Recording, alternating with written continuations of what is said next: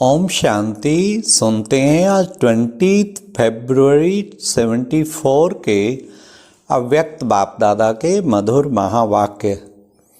अव्यक्त बाप दादा के कमरे में मधुबन निवासियों से मधुर मुलाकात करते हुए पांडवपति शिव बाबा ने मधुर महावाक्य उचारे।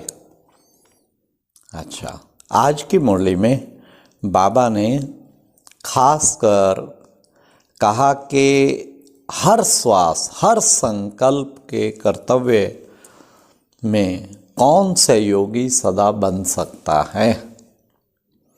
साथ साथ बाबा ने कहा संग का प्रभाव किस बात पर पड़ता है। और दो चीज़ें बड़ी इंटरेस्टिंग थी आज की मुरली में। कमल के फूल की क्या महत्ता है और गुलाब के फूल की क्या महत्ता है। साथ साथ बाबा ने अलबेलापन आने का कारण क्या है और बाबा ने एक नुकसान के बारे का, एक घड़ी का रोब कितना बड़ा नुकसान कर सकता है। तो सुनते हैं 20 फरवरी 74 की मुरली। जैसे बाप की महिमा है वैसे जो बाप के कर्तव्य में सदा सहयोगी हैं और बाप के साथ सदा स्नेही हैं, ऐसी श्रेष्ठ आत्माओं की भी महिमा है। बाबा के कर्तव्य में सदा सहयोगी और बाबा के साथ सदा स्नेही हैं, ऐसी श्रेष्ठ आत्माओं की भी महिमा है। सदा सहयोगी अर्थात हर संकल्प, हर श्वास बाप के कर्तव्य प्रति व्यतीत हो। तो क्या सदा ऐसे सहयोगी और सहज योगी हो। विशेष वरदान भूमि के निवासी होने के कारण पुरुषार्थ के साथ साथ अनेक प्रकार का सहयोग प्राप्त है। वृत्ति और स्मृति यह दोनों ही पुरुषार्थ में आगे बढ़ने में सहयोगी होते हैं। स्मृति बनती है संग से और वृत्ति बनती है वातावरण व वायुमंडल से। जैसे स्थूल धन कमाने वाले सारा दिन उसी संग में रहते हैं तो संग का प्रभाव स्मृति में इतना पड़ता है कि उसको स्वप्न में भी वही स्मृति रहती है। तो आप लोगों को अमृत वेले से लेकर रात तक सारा दिन यही श्रेष्ठ संग है। शुद्ध वातावरण है और शांत वायुमंडल है। जब संग और वातावरण दोनों ही श्रेष्ठ प्राप्त है तो स्मृति और वृत्ति सहज ही श्रेष्ठ हो सकती है। ड्रामा में जब ये गोल्डन चांस प्राप्त है तो क्या उसका उतना ही लाभ उठाते हो। बाहर में रहने वाले कीचड़ में कमल हैं। बाबा ने बताया कि बाहर जो घर गृहस्थ में रहते हैं वो जैसे कीचड़ में कमल के समान, और आप लोगों को तो कमल से भी श्रेष्ठ रूहानी रूहे गुलाब बनने का चांस है। गुलाब का फूल पूजा के काम आता है, अर्थात वह देवताओं को अर्पित किया जाता है। पुष्पम अर्पणम करते हैं ना तो गुलाब का फूल अर्पित किया जाता है। तो बाबा हमेशा कहते हैं रूहे गुलाब, कितनी ऊंची पोस्ट है। कमल तो कीचड़ में उपराम रहने का एक निशानी है, उसकी अपनी विशेषता है। घर गृहस्थ में रहते कीचड़ की जरा भी छींट ना लगे, ये भी बहुत बड़ी बात है। कमल पुष्प की विशेषता गाई जाती है लेकिन वह अर्पित नहीं किया जाता। तो आप सब बाप के आगे अर्पित गुलाब हो। मन बुद्धि से जिसने अपने आप को समर्पित कर दिया तो जैसे कि बाबा के आगे अर्पित गुलाब हैं। जैसे गुलाब वायुमंडल में खुशबू फैलाता है, ऐसे ही आप सब भी चारों ओर अपनी रूहानियत की खुशबुएं फैलाने वाले हो। क्या जैसा नाम वैसा ही काम है। जैसा स्थान वैसी स्थिति है, जैसा वातावरण वैसी वृत्ति है, और जैसा संग वैसी स्मृति है। इसमें अलबेलापन क्यों होता है?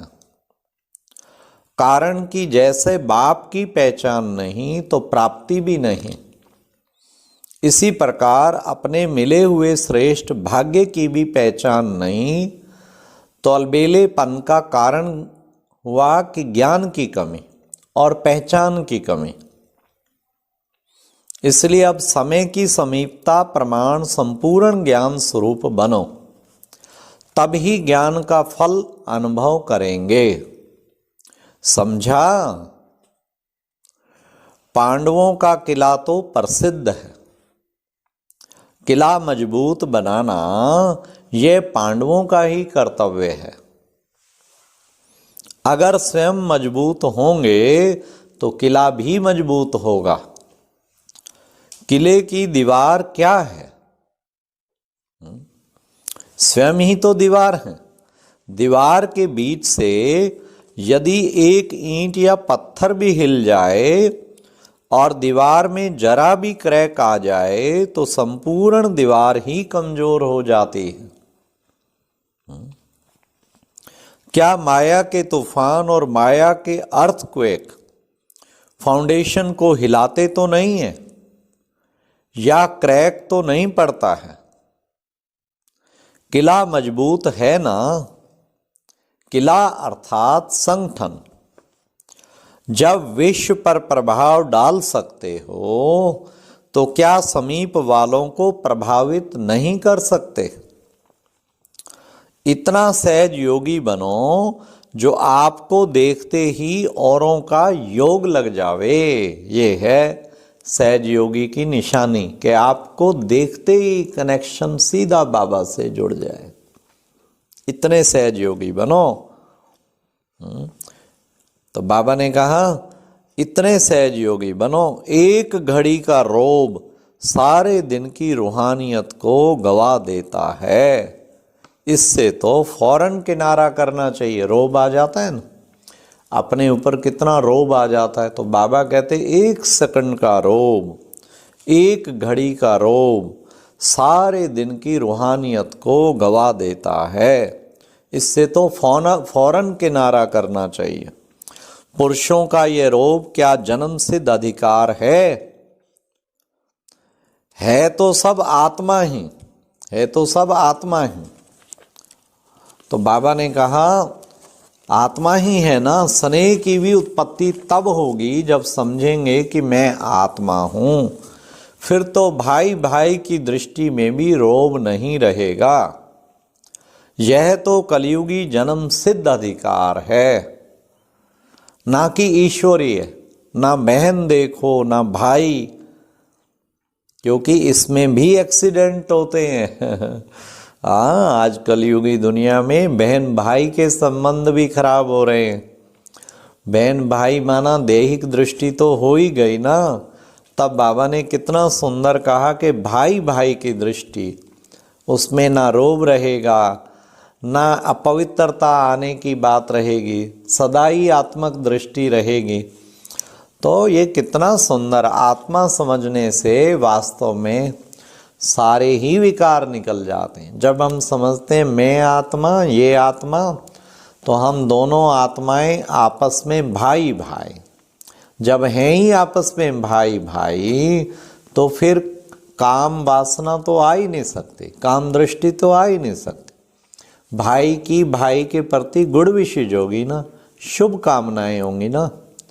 तो बाबा कहते भाई भाई की भावना ये एक बड़ी इम्पॉर्टेंट चीज है। सदा भाई भाई की दृष्टि।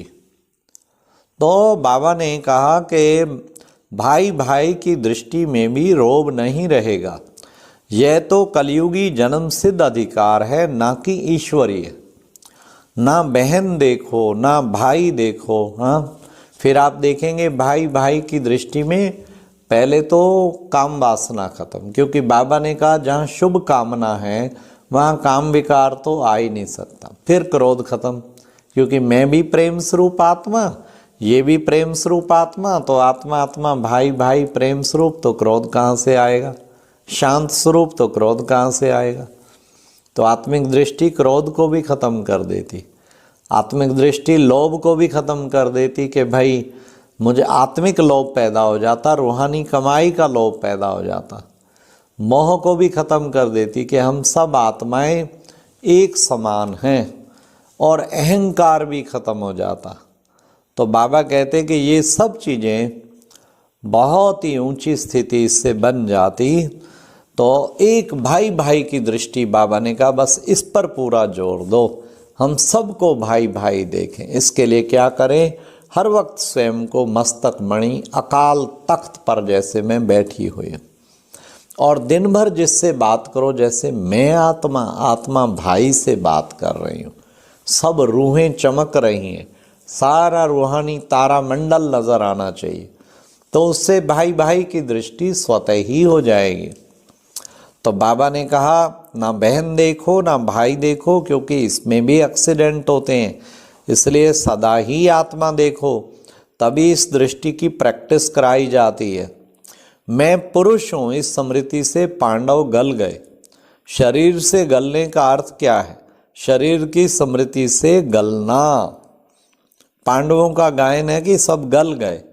जैसे सोने को गलाओगे तो सोना फिर भी सोना ही रहेगा, लेकिन उसका रूप बदल जाएगा। तो यह भी गल गए, अर्थात परिवर्तित हो गए, इसलिए ये रोग भी समाप्त। अच्छा, ओम शांति। आज की मुरली का सार नंबर 1, बाप के कर्तव्य में सदा सहयोगी आत्माओं की बाप के समान ही महिमा होती है। नंबर 2, यज्ञ में समर्पित भाई बहनों का जीवन रूहे गुलाब के समान होता है, जबकि गृहस्थ व्यवहार में रहने वालों का जीवन कमल पुष्प के समान होता है। नंबर 3, गुलाब का फूल कमल पुष्प से भी श्रेष्ठ है, क्योंकि गुलाब का फूल देवताओं की पूजा में अर्पित किया जाता है, जबकि कमल पुष्प की केवल विशेषता ही गाई जाती है, परंतु पूजा के काम नहीं आता। नंबर 4, रूहानियत से रोग की समाप्ति करनी है, इसे ही शास्त्रों में पांडवों का पहाड़ों पर गलना कहा गया है। अच्छा, और अब यह एक बहुत अच्छी वीडियो भी जरूर देखें।